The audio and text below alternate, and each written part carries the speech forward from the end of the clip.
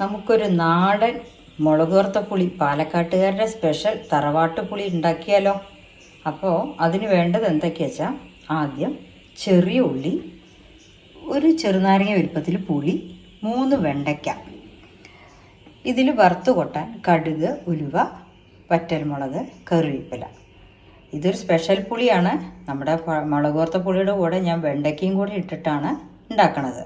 അപ്പോൾ അതെങ്ങനെയൊക്കെ ഉണ്ടാക്കുക വെച്ചാൽ, വെണ്ടയ്ക്കയും ചെറുതായി മുറിക്കണം, ചെറിയ ഉള്ളിയും ചെറുതായി മുറിക്കണം, കടുകും ഉലുവയും വറ്റൽമുളകും കരിവേപ്പിൻ്റെ ഇലയും ചെറിയ ഉള്ളിയും വെണ്ടയ്ക്ക മുറിച്ചതും കൂടെ ചേർത്തിട്ടാണ് എണ്ണയിൽ വഴറ്റുക.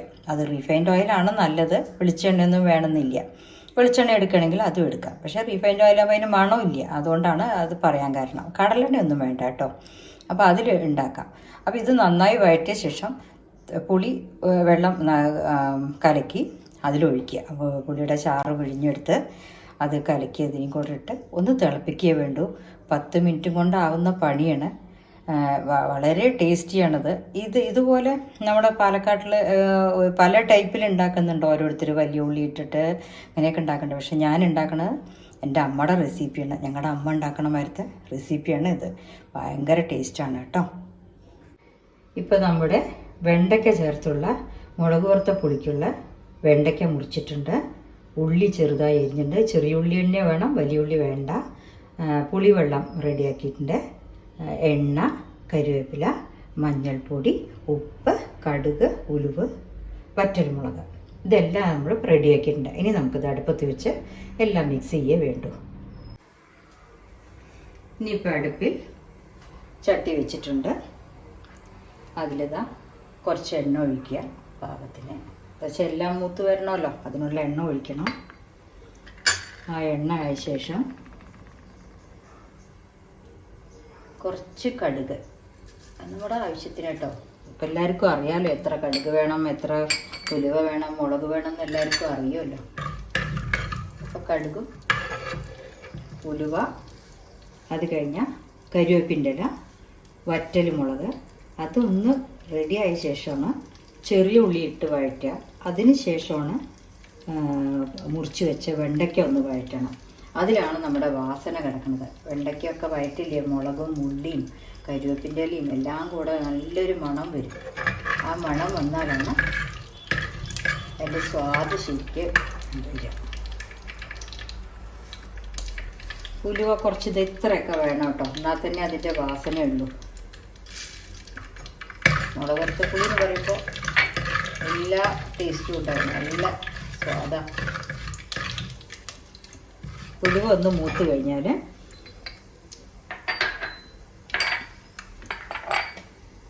അതിലിതാ വറ്റൽമുളക്, കറിവേപ്പില. വറ്റൽമുളക് കിട്ടുന്നത് നല്ല എരിവുള്ള വറ്റൽമുളകാണ്. അതെല്ലാവരും നോക്കിക്കോളൂ, എരിവിനനുസരിച്ച് നോക്കിക്കോളൂ കേട്ടോ. ഞാൻ ഉണ്ടാക്കുന്ന കറികളെല്ലാം എരിവും പുളിപ്പും ഉപ്പും കാര്യമെല്ലാം അവരവരുടെ ഇഷ്ടമാണ്. പക്ഷെ ചിലർക്ക് പുളിപ്പ് അധികം ഇഷ്ടമുണ്ടാവില്ല, ചിലർക്ക് ഉള്ളി അധികം ഇഷ്ടമുണ്ടാവില്ല.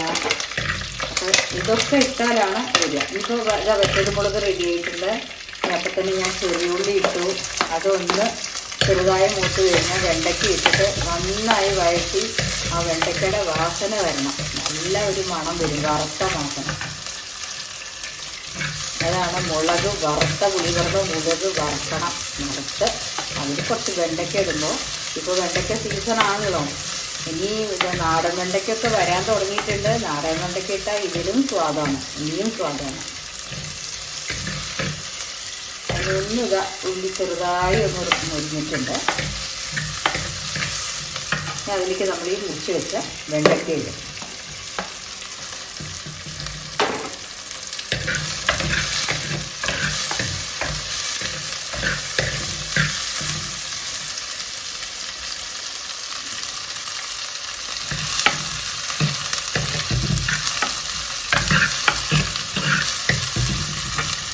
ഒന്ന് ചെറുതായി ബ്രൗൺ നിറം വന്നാൽ എന്നിട്ടാണ് നമ്മൾ പുളിവെള്ളം ഇടും, മഞ്ഞൾപ്പൊടി, ഉപ്പ് ചേർക്കേണ്ടത്.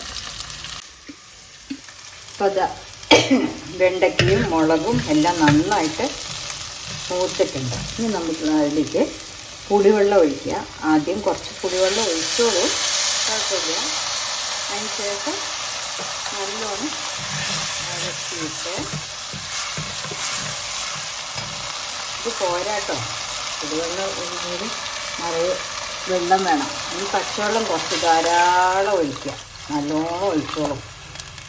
ഒഴിച്ചിട്ട് ഉപ്പും ഇട്ട് നന്നായി തിളച്ച ശേഷം നമ്മൾ ഇത് നോക്കുക, എരിവും പുളി ഉപ്പൊക്കെ പാകമാണോ നോക്കുക. അധികം പുളി ഉണ്ടെങ്കിൽ നിങ്ങൾ കുറച്ച് ആഡ് ചെയ്തോളൂ, വെള്ളം ആഡ് ചെയ്തോളൂ. അല്ല പുളി കുറവാണെങ്കിൽ കുറച്ച് പുളി ആഡ് ചെയ്യുക. പക്ഷെ മുളക് രണ്ടാമത് ആഡ് ചെയ്യണ്ട കേട്ടോ, മുളക് പൊടി ചേർക്കരുത്. മുളക് നമ്മൾ ആദ്യം വറുത്തിട്ടിട്ടുണ്ടല്ലോ, അതന്നെ അതിൻ്റെ കണക്ക് കേട്ടോ. ഓക്കെ, വേറൊന്നുമില്ല. ഇനിയിപ്പോൾ റെഡി ആയിട്ട് ഞാനൊരു പാത്രത്തിലാക്കിയിട്ട് കാണിച്ചു തരാം കേട്ടോ. ഇത് നന്നായി ഒന്ന് തിളക്കട്ടെ. അങ്ങനെ നമ്മുടെ മുളക് വറുത്ത പുളി വെട്ടി തിളയ്ക്കണം. കണ്ടില്ലേ, ഇങ്ങനെ തിളച്ചിട്ട് ആ വെണ്ടയ്ക്കൊക്കെ തിളയ്ക്കണം. ഇങ്ങനെ തിളയ്ക്കുമ്പോഴേ ആ മുളകിൻ്റെ ഫ്ലേവറും മുളകിൻ്റെ എരിവും ഒക്കെ ഈ പുളിയിലേക്ക് ചേരുള്ളൂ. കണ്ടോ, മുളക് വറുത്ത പുളി റെഡി ആയിട്ട് ഒന്നും ചെയ്യാനില്ല. നമ്മുടെ ഉപ്പ് എരിവ് എല്ലാം പാകമായിട്ടുണ്ട്. മുളക് തിളയ്ക്കുമ്പോഴേ അതിൻ്റെ എരിവ് ഇതിലേക്ക് വരുള്ളൂ, മുളക് വറുത്ത പുളിയിലേക്ക് വരുള്ളൂ. ഓക്കെ, അങ്ങനെ നമ്മുടെ മുളക് വറുത്ത പുളി റെഡി. അങ്ങനെ നമ്മുടെ മുളക് വറുത്ത പുളിയും നല്ല മട്ടേരി ചോറും റെഡിയായി.